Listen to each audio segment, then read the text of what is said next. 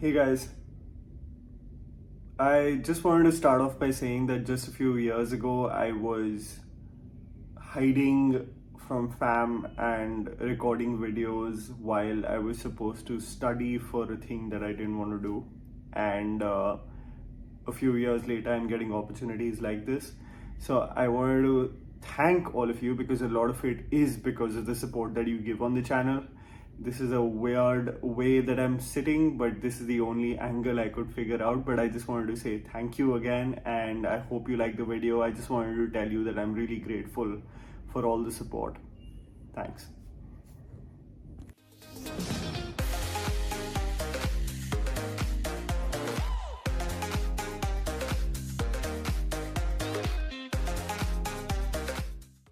An absolute honor because yesterday at the screening I was a little taken aback by the fact that both of you were here in India. So thank you so much again for taking out the time and talking about The Grey Man, and congratulations as well. Thank you so much. We're thrilled to be here. Thank you. Yeah, we love being in India. So, So first wanted to start off with the fact that I feel like it's a unanimous perspective that everyone absolutely loved the movies that you made for the Marvel Cinematic Universe, especially Civil War and Endgame and Infinity War, especially because I think there was a sense of depth despite the scale and the action sequences. I wanted to understand between the both of you, the dynamic especially, how do you resolve creative conflict? I wanted to understand, is there years of experience has created a segregation of what you know each other's strengths are? And how do you resolve, say, situations where you reach a roadblock? Yeah, well, we almost, the creative conflict is part of what we enjoy about the process, because we like this process of like pitching each other ideas about what something can be, and sort of taking one another's ideas and turning them on their head, or trying to better them, or just liking them and just running with them. I mean, it's really that sort of that creative tension that helps us sort of surprise ourselves and force ourselves to a place where we feel like we're in a fresh zone that we're not completely sure of, and that's an exciting creative place to be in. So it's kind of a natural part of the process, just that tension. Has it progressed from, say, the initial days versus now? It's the same, I think. Yeah, I mean, I don't know that it's changed all that much. Right? I don't think so, because, you get faster at it. We get faster at it, but also, we had before we started making movies, we didn't start making movies together until maybe our early mid-20s, so early 20s. So we already had a very deep relationship with one another at that point. So there's a sense of semblance when there's a sense of maturity, I guess. Yeah, right. I think so. Yeah, I mean, I think also we've just gotten more efficient over the years, and we prize efficiency, because it's a healthy way to work. It's a healthy way to work with your crew and allow them time with their families, and for us to get time with our families. So, we like to make quick decisions, smart decisions, move quickly. I wanted to understand, I can't be here and not ask you about the action sequences. In the online community, what I see the biggest gripe with that people have with action sequences is a sense of incoherence that comes with fast jump cuts.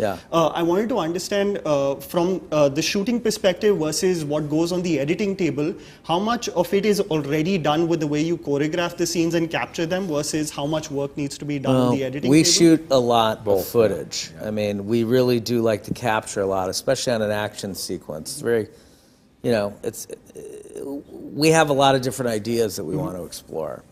And so we like to take them into the edit room and then compete them against each other. So there's quite a bit of work that needs to be done, especially, say, that Prague sequence where 5 minutes of straight action. There's hundreds of shots involved in that. Our process is iterative, so as we collect footage as we're shooting, we'll assess it, make decisions. We might change some things, we'll shoot it again.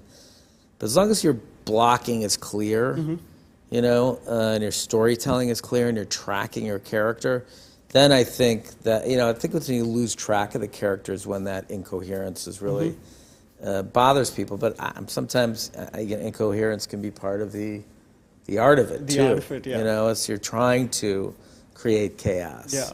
And you're trying to give the audience a feeling. It's interesting, it's like everyone has some You know, it's like some metric now, like some collective internet metric for, Yeah. you know, what should be the way it should be captured. Exactly. Right? I mean, really, it's all about how do you feel when you're watching it, and what was the filmmaker intending. I mean, Greengrass is extremely chaotic, but makes amazing films. Yes. But that's part of what he's doing, you know? So is there a situation where you've shot a particular sequence and you have probably 7 perspectives of how the final edit could be of that action scene? Yeah, so there's a filmmaking adage that we cite because it's very true and resonant. So they say that you make a movie 3 times over, when you write it, when you shoot it, and when you edit it. And it is really true when every phase is a completely different version of the movie, because a screenplay is words on a page. When you're shooting something, you have hundreds of people on set and collaborators and actors. It's a very unique animal. And then when you're in the editing room, it's literally about just piecing together images that you've shot. So totally different experiences. So we do really believe in this idea that you find it in the edit room. So there's a lot of experimentation that happens in our process in the edit room. We try things many different ways. And yeah, sometimes we feel like, it's like you're cooking, right? You're sort of mixing something up and sort of spicing it to taste.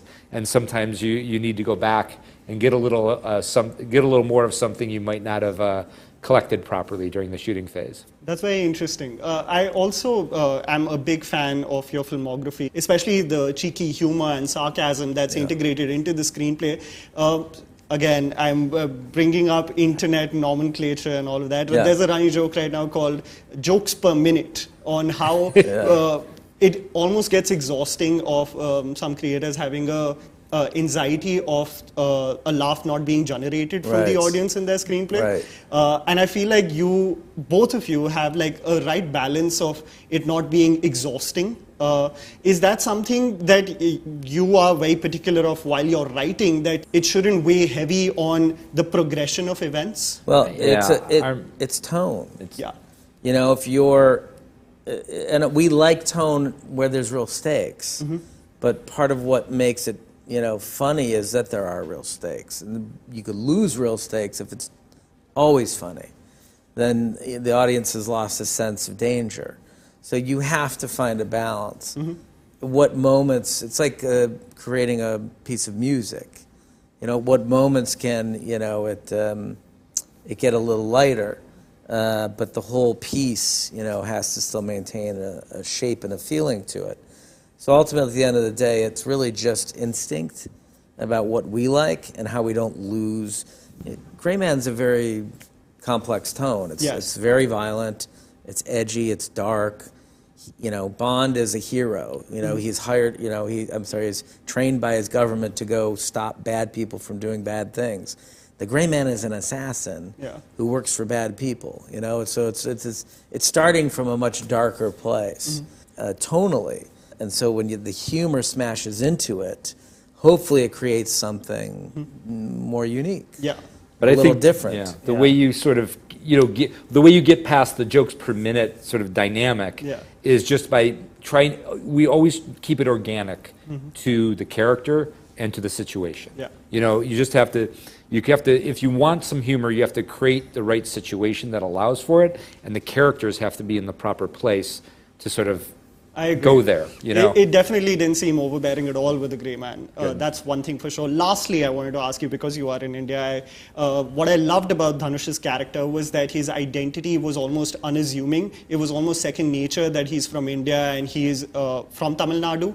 I love the fact that his primary quality was that he was a badass assassin. Was that something that you wanted to make sure of, that, that second nature of his existence being in the universe? Because I mean, his threat there is that the reason he's in the movie is he's dangerous. That's his sort of primary function in the storytelling. And so who he is almost secondary to the threat that he presents. Badasses can come from anywhere. Exactly. I mean, that's the point of the movie, is when a call goes out, and we're at that point, I think, in the world where every country has its special forces. Every country has its individuals that could have been trained at the highest level. So, when a call like that goes out, who is the best in the world at the moment, and what country are they from? Yeah. It's like football stars, right? So they all start from all over the world. They all start descending on him, and the best in the world at the moment happens to be a Tamil assassin. So that's fun for us. Is that we don't need another German assassin. We don't need We've seen that before. So how do we make it a little bit more interesting and a little bit different?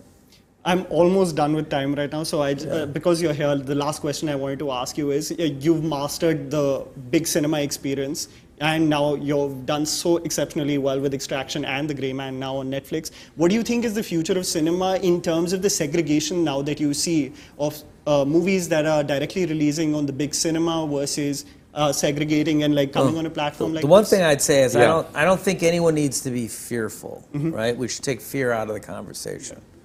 Right? Movies are going to continue to exist in the theaters, and digital distributors are going to continue to exist. And they both do very different things. Movies are pricier, right? And digital distribution has, I think, a broader socioeconomic reach, especially in parts of the world outside of the U.S. And I think they're going to complement each other. I do think, without question, that theaters are going to be about big spectacle entertainment. It's what gonna. Why would you go to the movies? Because it's worth going. Yeah. Because I'm going to talk about it on social media. Because I'm going to have FOMO if I don't talk about it on social media. So I think smaller films are going to.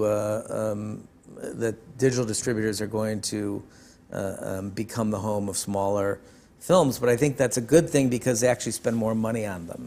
Yes. I also think they get out of the hair of the filmmaker. Studios are very nervous about, say, a movie like Everything Everywhere All at Once, right? Yes.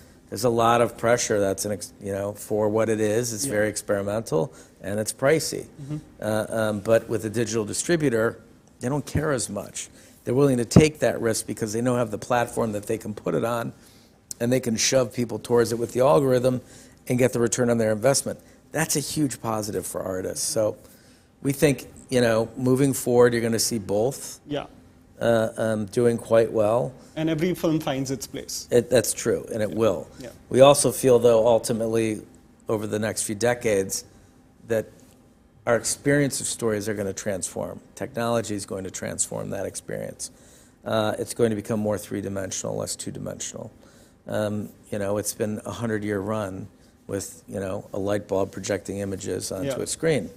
At some point, that's going to change. And I think your generation, the generation after you, are very technologically savvy, and they're going to crave a different kind of experience, a more immersive experience. And I'm sure the both of you will adapt to the same as well. That we're compelled by it. We're interested. If we're still around for it, Okay, I'm being signaled now, but thank you so much again. It was an absolute honor to talk to both of you. Thank you so much. Thank you again, and hopefully to more of you coming to India and celebrating more films with the both of you. Absolutely, that would be amazing wonderful. questions. Yeah, really. Thank you so much.